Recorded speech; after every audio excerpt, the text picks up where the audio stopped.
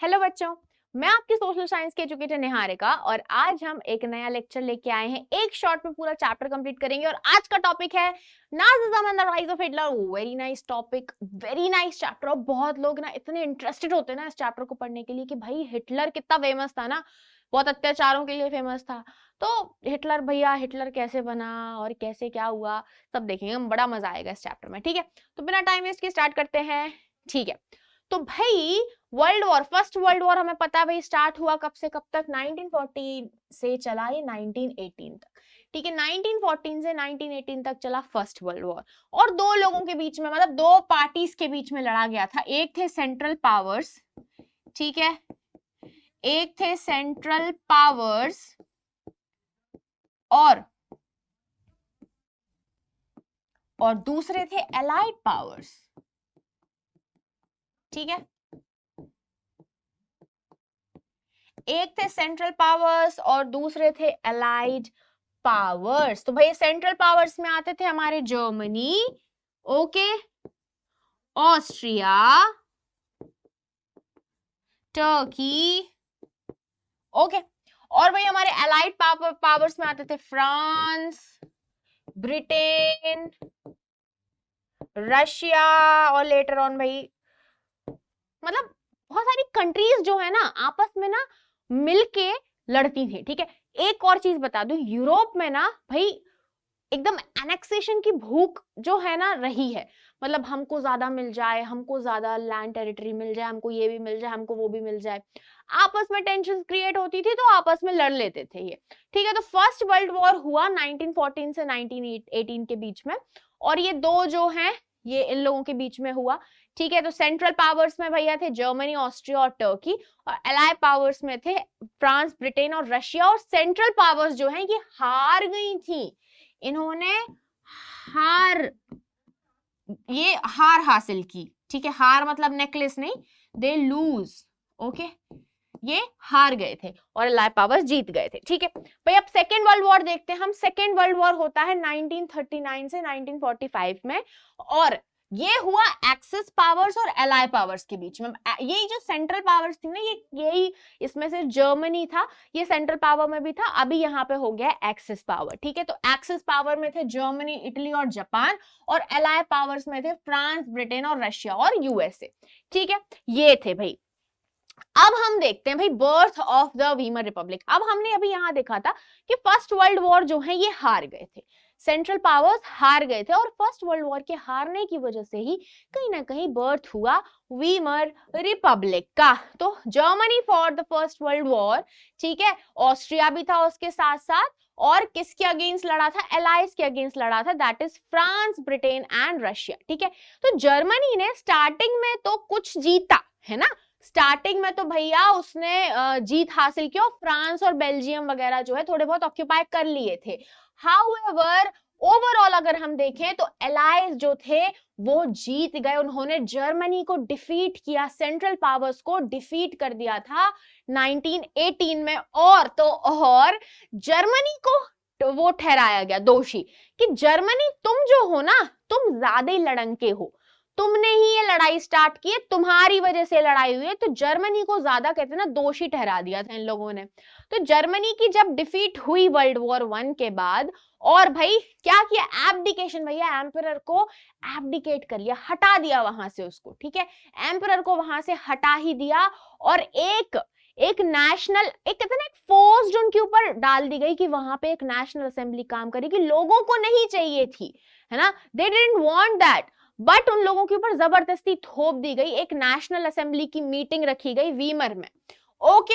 एक democratic constitution बनाया गया, ठीक है, और जर्मनी के लिए, और ऐसे एक वीमर रिपब्लिक बना के उनके ऊपर थोप दिया गया कि यहां से इस चीज से, इस कॉन्स्टिट्यूशन के हिसाब से अब तुम्हारी जर्मनी जो है वो चलेगी, ठीक है। तो ऐसे भैया वो बर्थ हुआ। तो जून 19 देखो 1918 में भैया ये हुआ ना, देखो 1918 में वर्ल्ड वॉर खत्म हुआ, फर्स्ट वर्ल्ड वॉर, ठीक है। तो कौन? सेंट्रल पावर्स हार गए थे, एलाइ जीत गए थे ना। तो भैया यहां पे हुई एक ट्रीटी ऑफ वर्सेलेस।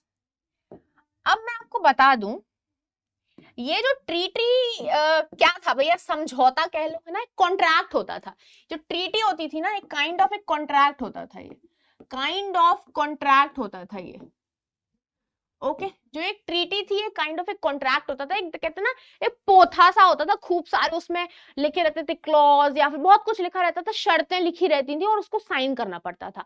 तो इन लोग का ट्रीटी का बहुत चलता था, है ना, लड़ लेते थे आपस में, लड़ लेते थे, उसके बाद जब कोई जीत जाता था तो वो दूसरे से ट्रीटी साइन करा देता कि तुम ट्रीटी साइन करो, है ना, ऐसा करते थे ये लोग। तो 1919 में भैया ट्रीटी ऑफ वर्सेलिस साइन हुई, बहुत फेमस ट्रीटी है, इसको याद रखना, 1 मार्कर्स में आ जाती है भैया ये, ठीक है। Was signed in which the Allied power imposed many humiliating conditions on Germany, ठीक है। 1919 में भैया ट्रीटी ऑफ वर्सेलिस साइन की गई, और इसमें भैया जो एलाय पावर थे ना, जो ब्रिटेन फ्रांस वाले लोग थे, जब इन एलाय पावर ने बहुत ह्यूमिलिएटिंग कंडीशंस इंपोज की जर्मनी के ऊपर, कि जर्मनी तुम्हारी वजह से वॉर हुआ है, तुम्हारी वजह से इतनी लड़ाई वड़ाई हुई है, अब तुम ये इसको साइन करोगे, और बहुत ह्यूमिलिएटिंग इन्होंने बहुत कुछ इसके ऊपर कहते हैं ना लगा दिया था, ठीक है। ट्रीटी ऑफ वर्सेलिस में बहुत कुछ हुआ था, ठीक है। तो भाई अब क्या क्या हुआ था देखते हैं। तो जर्मनी को बोला कि तुम ये जो वॉर हुआ है, ये जो डैमेज हुआ है, इस सब के जिम्मेदार तुम हो, तुम्हारी वजह से हुआ है, ठीक है। जर्मनी को भैया डीमिलिटराइज कर दिया, मिलिट्री भी हटा दी, भाई मिलिट्री भी उनकी एकदम ऐसी तैसी कर दी थी उन्होंने। उनको भैया बोला कि क्या कॉम्पेंसेशन भरो, कि तुमने लड़ाई की है, तुम कॉम्पेंसेशन भरोगे, तुम पैसे भरोगे, कितने 6 बिलियन यूरो, बेटा ये यूरो है, ठीक है, इसको यूरो कहते हैं, यूरो। ओके भाई 6 बिलियन यूरो बोला कि तुम भरो, जर्मनी को बोला, ठीक है भैया। उनका बहुत एक राइनलैंड बहुत फेमस और बहुत रिसोर्स रिच जगह थी, ठीक है, राइनलैंड कहते हैं उसको। रिसोर्स रिच मतलब होता है जहां पे बहुत सारे रिसोर्सेज थे, ठीक है, बहुत अच्छे बहुत सारे रिसोर्सेज थे, तो उसको ऑक्यूपाई कर लिया, उसको छीन लिया एलाय पावर ने, ऐसा कर लिया भैया। जर्मनी को तो बुरा लगा हो कि हमारा राइनलैंड छीन लिया उन्होंने, ठीक है। जर्मनी की जो ओवरसीज कॉलोनीज थी, मतलब जैसे ब्रिटेन ने एक कॉलोनी बना के रखी थी ना, India was a British colony, ठीक है, ऐसी जर्मनी की जो बाहर दूसरे देशों में ओवरसी कॉलोनी थी, उनको भी इनने छीन लिया था। क्या कर लिया था, ठीक है, उनको मतलब लॉस्ट कर दी थी, उन्होंने छीन लिया था। उसके बाद भैया पॉपुलेशन छीन ली उनकी 10th, ठीक है, 13% उसकी टेरिटरी छीन ली। उसके बाद भैया 75% उसका आयरन ले लिया, 26% उसका कोल फ्रांस को चला गया। तो जर्मनी को तो लूट लिया इन लोगों ने, ठीक है, लूट लिया, ऊपर से कह दिया कि 6 बिलियन यूरो का तुम कंपेंसेशन दो, ठीक है, ऐसा हुआ। तो भाई जो वीमर रिपब्लिक जो बनाई उन्होंने, मतलब जब इसको हटा दिया, एम्परर को हटा दिया इन लोगों ने, एलाय ने, और बोला कि यहाँ पे अब एक कॉन्स्टिट्यूशन के हिसाब से चलेगा, इसका नाम रख दिया वीमर रिपब्लिक। नेशनल असेंबली एक मीटिंग रखी, वीमर एक जगह है वहां पे, तो उसका वहीं से नाम पड़ गया, ठीक है। तो वीमर रिपब्लिक जर्मनी में एस्टैब्लिश हुई by the treaty of Versailles. तो भैया 1 मार्कर में क्वेश्चन आता है कि किस ट्रीटी के अंतर्गत या किस ट्रीटी के because of which treaty what Weimar Republic was formed. So किसके अंदर हुई थी, तो भाई ट्रीटी ऑफ वर्सेलिस के उसमें हुई थी, तो जबरदस्ती थोपी गई थी, ठीक है। हार्श और ह्यूमिलिएटिंग ट्रीटी थी ट्रीटी ऑफ वर्सेलिस, जो कि अलाय पावर्स ने लगाई थी, और जिससे जर्मनी को डीमिलिटराइज कर दिया था, बहुत ज्यादा बोला था कि तुमको कंपेंसेशन भरना पड़ेगा, ठीक है। तो भाई अब लोगों को एक्सेप्टेबल तो थी नहीं वो, है ना, वीमर रिपब्लिक जो थी वो जबरदस्ती उनसे ली थी, है ना, जबरदस्ती उन पे थोपी थी, ठीक है। तो अब क्या प्रॉब्लम फेस की ये देखते हैं, ठीक है भैया। उसने भैया ट्रीटी ऑफ वर्सेलिस साइन की थी, hence it was held responsible accepting the humiliating provisions, ठीक है। अच्छे वही ह्यूमिलिएटिंग प्रोविजंस तो उन पे लगे थे, ठीक है। उसके बाद भाई बहुत फ्रेजाइल थी, लोग ना बहुत अनस्टेबल थी, बहुत वहां लड़ाई झगड़े उसमें होते रहते थे, है ना, बहुत फ्रेजाइल थी, बहुत आसानी से एकदम टूटने वाली थी, ठीक है। कांस्टेंट पॉलिटिकल इंस्टेबिलिटी बन रही थी, स्टेबिलिटी नहीं थी वीमर रिपब्लिक में, ये प्रॉब्लम थी, ठीक है।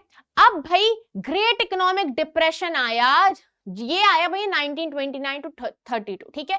इसकी वजह से जर्मनी की इकोनॉमी जो है एकदम से नीचे चली गई, इंडस्ट्रियल प्रोडक्शन जो है वो बहुत ज्यादा गिर गया, अनएम्प्लॉयमेंट बहुत ज्यादा बढ़ गया भाई लोगों के पास, पैसे नहीं थे लोगों के पास, क्या नहीं था, अनएम्प्लॉयमेंट थे, लोगों के पास जॉब ही नहीं थी, ठीक है, ये हुआ।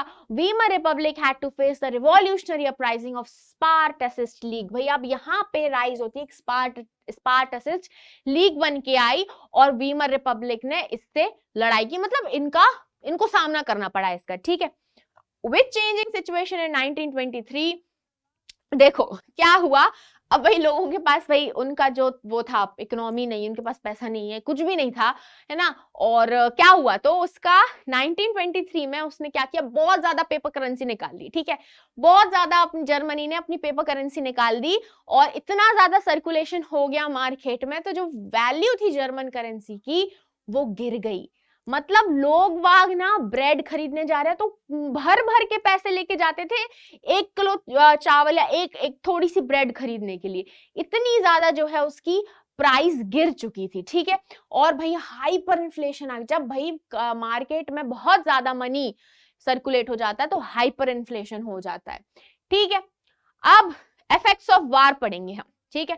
The war had a devastating impact on the entire continent, पूरे कॉन्टिनेंट पे जो वॉर हुआ था, वर्ल्ड वॉर, ये इसका ना मेंटली और कितना साइकोलॉजिकली और फाइनेंशियली, मतलब आप पैसे से तो गए, आप उनका साइकोलॉजिकल जो है ना एक मेंटल पीस भी चला गया था, ठीक है। From being a creditor Europe become a debtor, ठीक है। जो यूरोप था, मतलब इतने लड़ाई, तुमने इतने युद्ध किए, तो भैया उन लोग ऐसे फ्री में तो लड़ नहीं रहे थे, तो ये पैसे ले रहे थे, ये वॉर लोन्स ले रहे थे, ठीक है। तो भाई वॉर लोन्स ले रहे थे, तो जो यूरोप एक टाइम पे जो क्रेडिटर हुआ करता था, जो दूसरों को लोन दिया करता था, वो एक डेटर बन गया था, उसको अब लोगों का उधार चुकाना था, ठीक है।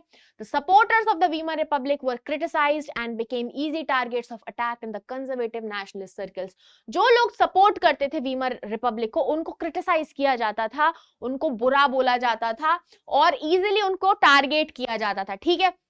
इतनी लड़ाई हो रही थी उस टाइम पे, तो सोल्जर्स जो है ना, सोल्जर्स को सिविलियंस के ऊपर रखा जाता था, एकदम ब्रेवरी एकदम माना जाता था कि भाई सोल्जर्स जो है उनको कुछ वो नहीं होना चाहिए, ये वो, तो उनको सोल्जर्स को सिविलियंस के ऊपर रखा जाता था, ठीक है। भैया नेशनल ओनर है ना, एग्रेसिव वॉर, मतलब वॉर होना चाहिए, युद्ध होना चाहिए, लड़कों को बोला जाता था कि रो मत, तुम्हें मतलब तुम्हारा रोने में वो नहीं है, तुम्हें एक वो बनो, सोल्जर बनो, फलाना ढिकाना, ये सब मतलब लोगों की साइकोलॉजिकल उसमें फिट हो गया था, ठीक है।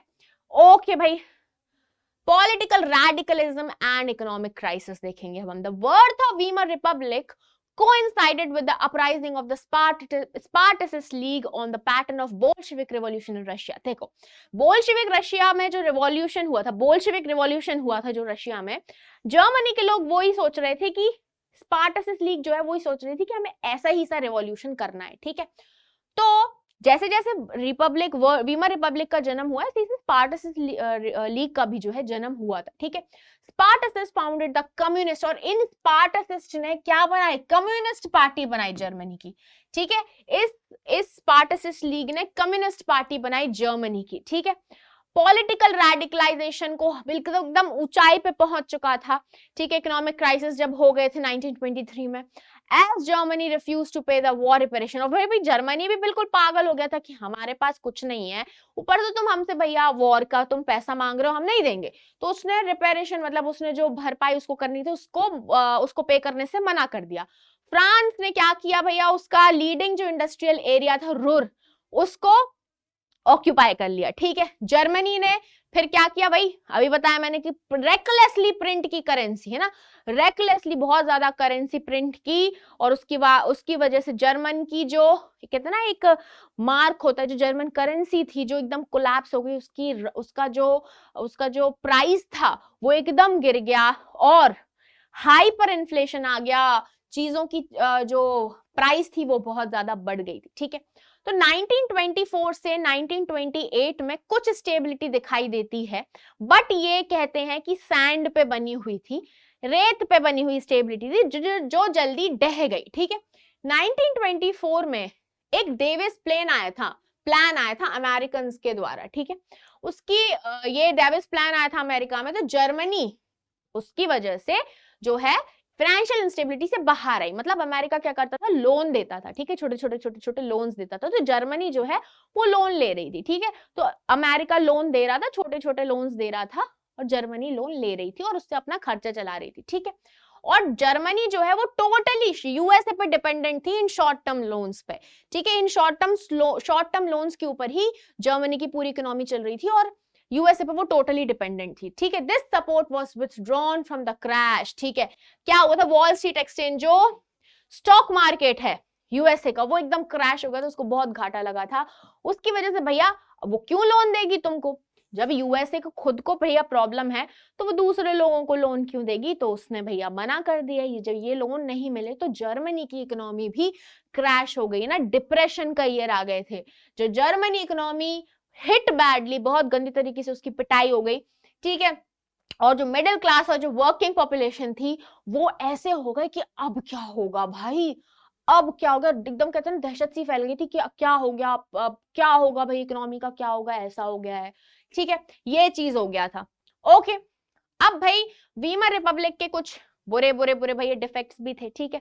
प्रोपोर्शनल रिप्रेजेंटेशन था एक बड़ा डिफेक्ट था। आर्टिकल 48 जो है प्रेसिडेंट को पावर देता था कि वो इमरजेंसी इंपोज कर सकती है, सिविल राइट्स को सस्पेंड कर सकती है और रूल बाय डिक्री कर सकती है। तो ये कुछ क्या थे, डिफेक्ट्स थे इसके। ओके, अब राइज ऑफ हिटलर। तो राइज जो हिटलर है ना, हिटलर का जन्म जर्मनी में नहीं हुआ था, हिटलर का जन्म हुआ था ऑस्ट्रिया में। ऑस्ट्रिया भैया, पर हिटलर ने काफी वॉर युद्ध वगैरह किए थे, ठीक है। इनके युद्ध करते थे, इनको थोड़ी बहुत चोट लग जाती थी, फिर इनको हॉस्पिटलाइज कर दिया जाता, फिर ठीक होके आते थे, फिर युद्ध करते थे, मतलब काफी इन्होंने युद्ध वगैरह किए, ठीक है। बहुत ब्रेवरी थे, बहुत ब्रेव थे, तो इनको ब्रेवरी के लिए भैया जर्मन आर्मी ने मेडल्स भी दिए थे, ठीक है। मेडल्स दिए थे फर्स्ट वर्ल्ड वॉर के टाइम पे, ठीक है। तो जन्म हुआ इनका ऑस्ट्रिया में 1889 और जर्मनी ऑस्ट्रिया बहुत अच्छे दोस्त, ठीक है। He headed the nationalist socialist German workers party, ये इन्होंने भैया हेड की थे, इसके हेड थे ये इस पार्टी के, और लेटर यही पार्टी बनी नाजी पार्टी, ठीक है। नेक्स्ट, अब भाई जो वीमर रिपब्लिक, जो डेमोक्रेसी कहते थे जिसको, एकदम उसका डिस्ट्रक्शन हो गया। 30 जनवरी 1933 को हिटलर जो है चांसलर बन गया।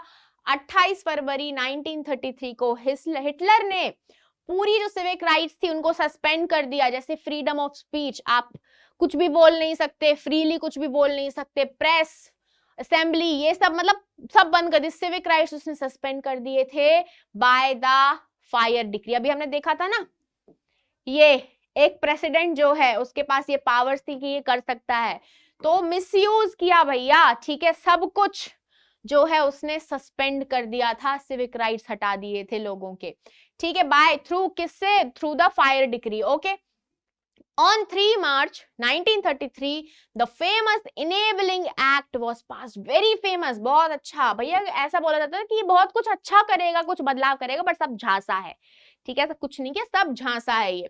तो 3 मार्च 1933 को इनेबलिंग एक्ट पास किया गया, और इस एक्ट ने हिटलर को जो है सारी पावर्स दे दी कि पार्लियामेंट को वो साइडलाइन कर सकता है, उसको हटा एकदम साइडलाइन कर सकता है, और डिक्टेटरशिप एस्टैब्लिश कर दी गई जर्मनी में, और डेमोक्रेसी जो है वो डिस्ट्रक्ट हो गई थी, टूट गई थी। उसके कहते हैं ना, ये पिलर्स जो है टूटते जा रहे हैं डेमोक्रेसी के, और डिक्टेटरशिप आती जा रही है, ठीक है। लीग ऑफ नेशन से pulled out in 1933, they pulled out of league of Nations, और उन्होंने 1936 में राइनलैंड को वापस ऑक्यूपाई कर लिया, ठीक है। ऐसा क्या भाई, बहुत जोश में थे कि हम बहुत कुछ करेंगे, बहुत कुछ अच्छा करेंगे, बहुत बदलाव लेके आएंगे, और भाई लोगों को मतलब बहुत सारे लोग बिलीव भी करते थे, बहुत जोरों शोरों से भैया फॉलो भी करते थे उनको, राइट। डिस्ट्रक्शन ऑफ डेमोक्रेसी वही चल रहा है अभी।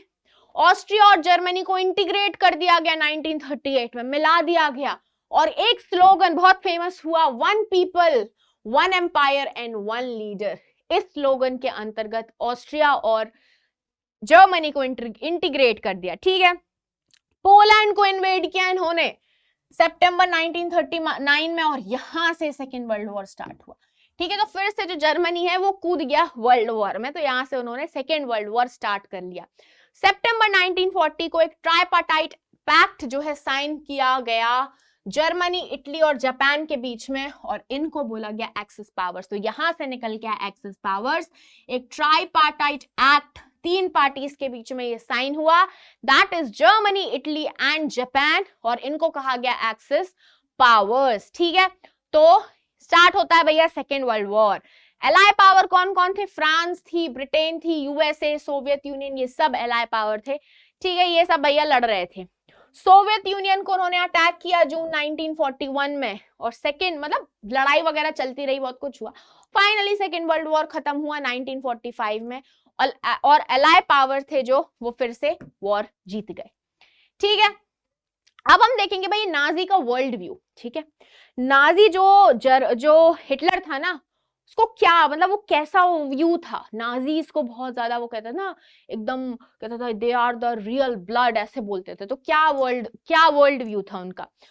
तो रेशियल सुप्रीमेसी देखने को मिलती थी। हिटलर जो है उसको नॉर्डिक, वो कहता था कि जो जर्मन्स हैं, सॉरी जो जर्मन आर्यंस हैं वो टॉप है, वो ज्यादा अच्छे होते हैं ज्यूज से, ठीक है, ज्यादा अच्छे होते हैं ज्यूज से। तो इनको टॉप कहते ना हायरार्की में ऊपर का दर्जा दिया गया था, और ज्यूस को एकदम बॉटम पे रखा गया था, ठीक है। लेबेंसरॉम का एक कॉन्सेप्ट लाया गया था, इट मींस लिविंग स्पेस। यहाँ पे हिटलर ने बोला कि जो मतलब जो जर्मन पीपल हैं, जो जर्मनी के लोग हैं, उनको सेटल करने के लिए हमें नई टेरिटरी की जरूरत है, ठीक है।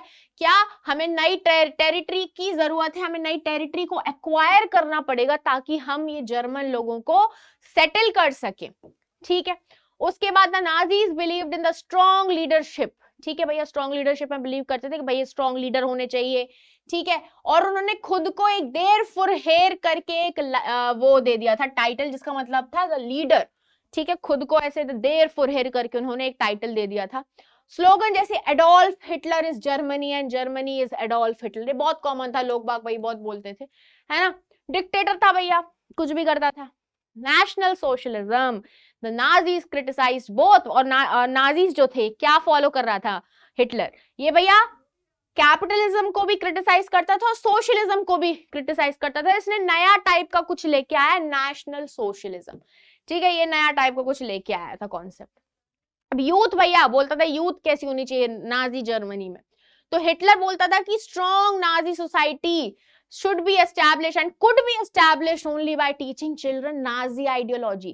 जब उनको नाजी शिक्षा दी जाएगी तभी वो अच्छे एक स्ट्रॉन्ग नाजी सोसाइटी बन पाएगी। और उन्होंने ये अचीव करने के लिए बहुत सारे स्टेप्स लिए, जैसे ज्यूज जो थे उनको स्कूल से डिसमिस कर दिया गया, ठीक है। चिल्ड्रंस को सीग्रीगेट, उनको छांटा गया। तो जर्मन और जो ज्यूज थे उनको साथ में बैठने की परमिशन नहीं थी। जो अनडिजायरेबल चिल्ड्रन थे उनको भैया ज्यूज को बोला जाता था। कौन थे अनडिजायरेबल चिल्ड्रन? जो ज्यूज के बच्चे थे, ठीक है। जो फिजिकली जो विकलांग बच्चे थे, जिप्सीज जो थे, इनको स्कूल से बाहर फेंक दिया गया था, इनको कहते थे अनडिजायरेबल चिल्ड्रन। तो ऐसी सिग्रीगेशन की गई थी। स्कूल की जो टेक्स्ट बुक थी उसको रीराइट किया गया था, ठीक है। रेशियल साइंस को इंट्रोड्यूस किया गया, मतलब नाजीज जो हैं वही बहुत अच्छे हैं, बाकी सब लोग ऐसे ही हैं, ठीक है, ऐसा बोला गया था। चिल्ड्रन को बोला जाता था कि लॉयल रहना चाहिए, सबमिसिव रहना चाहिए, आप आवाज नहीं उठाएं, ज्यूज से नफरत करें, हिटलर को पूजो आप, ऐसा बोला जाता था।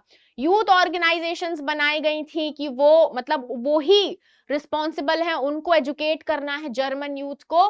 The spirit of national socialism, भैया ये स्पिरिट ऑफ ये लाए थे ना नया, कि कैपिटलिज्म भी नहीं चाहिए उनको, सोशलिज्म भी नहीं चाहिए, क्या चाहिए? नेशनल सोशलिज्म चाहिए। तो यूथ ऑर्गेनाइजेशन को बोला गया कि वो करेंगे।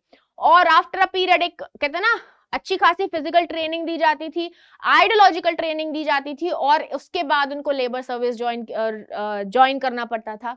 फिर उसके बाद they have to serve in the arm force, उसके बाद उनको आर्मी ज्वाइन करनी पड़ती थी, और फिर एक नाजी ऑर्गेनाइजेशन में एंटर करना पड़ता था। भाई रूल्स एंड रेगुलेशंस पूरे चेंज कर दिए थे। अब ये देखो, आप गर्ल्स को बोला जाता था कि आप अच्छी माँ बनो, ठीक है, to become a good mother, और सिर्फ प्योर ब्लडेड आर्यन चिल्ड्रन को जन्म दो, ये बोलते थे। गर्ल्स को बोला जाता था कि आप जो रेस की प्योरिटी है आप वो मेंटेन करो, ज्यूज हैं उनसे आप डिस्टेंस मेंटेन करो, ठीक है, आप घर को देखो, बस अपने बच्चों को जो है नाजी आइडियोलॉजी सिखाओ। मतलब आप प्रेम नहीं कर सकते ज्यू से, ठीक है, आप एकदम प्योर, आप सिर्फ किसी नाजी के साथ ही शादी कर सकते हो, उनके ही बच्चे हों भैया, नहीं तो क्या प्योरिटी खत्म हो जाएगी ना, इम्प्योरिटी आ जाएगी, ये इनका मानना था। ऐसा हिटलर बोलते थे कि मेरे स्टेट में, इन माई स्टेट, मदर जो है सबसे इंपॉर्टेंट सिटीजन है, पर नाजी जर्मनी में मदर को इक्वली ट्रीट नहीं किया गया। ठीक है भाई, जो विमेन रेशियली अनडिजायरेबल, मतलब जो एक तो उन्होंने बोला ना कि आप प्योर किसको, नाजी चिल्ड्रन को, प्योर आर्यन चिल्ड्रन को आप रेयर करो, उनको जन्म दो। पर अगर women undesirable children, racially undesirable children जिनको कहते थे किसी ज्यूस का चिल्ड्रन हो या ऐसा, तो अगर उनको वो जन्म देती हैं या उनको वो रखती हैं तो उन विमेन को बहुत ज्यादा पनिश किया जाता था। ठीक है, और जो रेशियली मतलब जो आर्यन चिल्ड्रन को जन्म देती थी उनको अवार्ड दिया जाता था। ठीक है, विमेन उनको एनकरेज किया जाता था कि भैया बहुत ज्यादा से ज्यादा बच्चे पैदा करो आप, ठीक है, बच्चे पैदा करने की मशीन बन जाओ आप, तो मतलब उनको बोला जाता था ऐसा। आर्यन विमेन जो ये जो एक कहता ना, इसको कोड ऑफ कंडक्ट बना दिया था कि इसी तरीके से, इसी रूल्स एंड रेगुलेशन से विमेन को चलना है, और आर्यन विमेन जो ये इसको फॉलो नहीं करती थी तो उनको भैया पनिश किया जाता था, ऐसा होता था। ठीक है, नाजी प्रोपोगंडा भैया क्या है, तो भाई बहुत कुछ हुआ है। मास किलिंग हुई भाई, है ना, मास किलिंग भैया, लोगों को एकदम भर भर के मारा गया, और उसको कहते थे स्पेशल ट्रीटमेंट। ठीक है, स्पेशल ट्रीटमेंट या फिर फाइनल सोल्यूशन, जैसे ज्यूस के लिए बोलते थे फाइनल सोल्यूशन, यूथेनेशिया बोलते थे डिसेबल्ड को जब मारते थे। ठीक है, सिलेक्शंस और डिसइंफेक्शंस, ऐसे नाम रख दिए थे कि हम तो सिलेक्शन कर रहे हैं, डिसइंफेक्शन कर रहे हैं लोगों का ना, तो ऐसे इन्होंने नाम रख दिए थे, ऐसे मास किलिंग्स करी जा रही थी। इवैक्यूएशन का मतलब था लोगों को गैस चैम्बर्स में ठूस देना। मीडिया को केयरफुली भैया उसको उसकी लगाम लगा दी थी कि हमारे खिलाफ कुछ बोलोगे नहीं, हम जैसा कहेंगे वैसा लिखोगे, तो उनके खिलाफ कुछ बोल नहीं सकते थे। ठीक है, केयरफुली उसको यूज किया जाता था ताकि जो ये रिजीम चला रहे हैं, ये जो हिटलर ये जो भी कर रहा था जर्मनी में, ताकि उसको कहते ना एक अच्छे तरीके से वर्ल्ड व्यू दिखाया गया, मतलब पूरे वर्ल्ड में उसको गलत उसकी वो ना जाए, उसका गलत इंपैक्ट ना जाए, उसका कोई गलत पिक्चर ना जाए, सिर्फ अच्छा अच्छा ही जाए कि हाँ सब अच्छा है, इतना अच्छा हो रहा है, Hitler is doing very good, पूरे वर्ल्ड में जो है पॉपुलराइज हो, ये जो नाजी वाली चीज वो कर रहा था ये पूरे वर्ल्ड में पॉपुलराइज हो और इसको लोग अच्छा माने, है ना, वर्ल्ड व्यू उसका अच्छा हो, बट इसका अपोजिट था, ऐसा नहीं था। ओके, होलोकॉस्ट भैया, ठीक है, होलोकॉस्ट क्या है, mass killing of millions of Jews.